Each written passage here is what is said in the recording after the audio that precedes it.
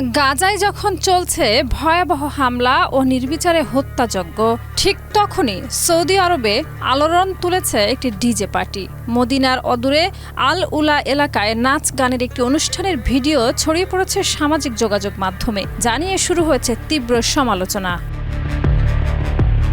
সামাজিক মাধ্যমে ভাইরাল হওয়া ভিডিওগুলোতে দেখা যায় পশ্চিমা গানের তালে সৌদি তরুণ তরুণীরা নাচছেন আল উলার বিখ্যাত এলিফ্যান্ট রকের সামনে।